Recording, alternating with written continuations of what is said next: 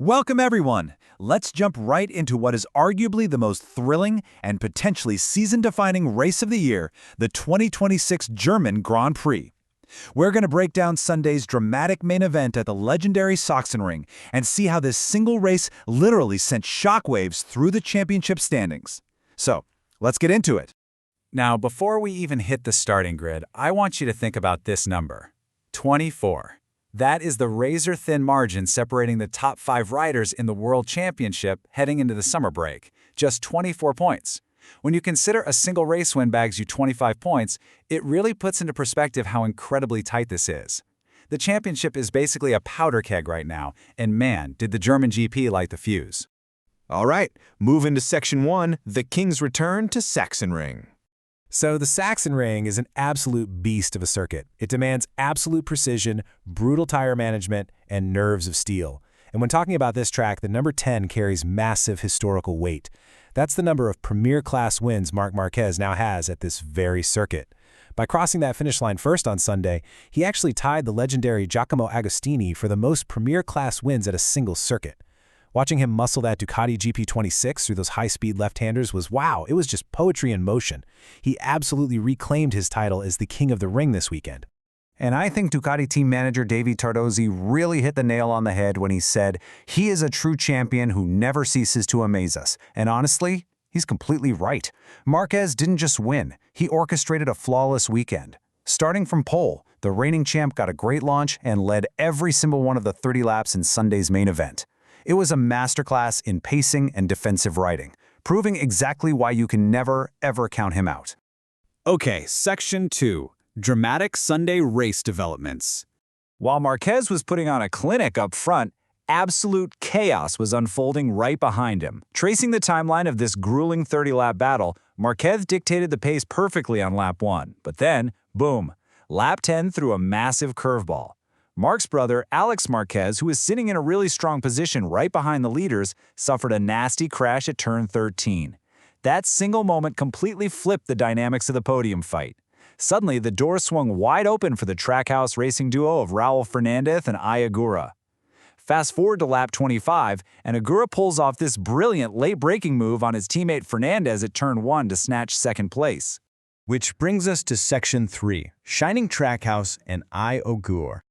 I gotta say, this late race charge is easily one of the most compelling storylines of the 2026 season, the spectacular rise of Trackhouse Racing and their Japanese star, AI.The. The raw speed of those Trackhouse Aprilia RSGP 26 machines was literally off the charts. Even battling some ride height device gremlins, they sliced through the pack using unbelievable mechanical grip. And Ogura's decisive move, it proved he wasn't just handed second place, he went out and took it. He maximized the Aprilia's cornering speed to overpower Fernandez, locking in a historic 2-3 finish for Trackhouse. We really need to talk about what a massive deal this is for AI.The. By crossing the line just 1.996 seconds behind the unstoppable Marquez, Ogura secured his third consecutive podium. Let that sink in. This marks a 24-year milestone for a Japanese rider in the premier class. The phenomenal consistency and sheer racecraft he's showing right now are completely rewriting the balance of power in the championship. Let's look at Section 4, German GP final results. So, after 30 punishing laps around the Sachsenring, here is how the top 10 shook out. You've got Marquez, Ogura, and Fernandez sweeping the podium, but right below them, in 4th, is Pedro Acosta. Riding the KTM, Acosta put in a stellar recovery ride, battling hard through the pack from 7th on the grid. Coming in 5th is our current championship leader, Jorge Martin. Honestly, Martin looked a bit subdued this weekend, struggling to match the front-running pace on his April, but managing to hold off Francesco Bagnaia for 5th was a crucial piece of damage limitation. All right, Section 5, Intensifying Points Ranking.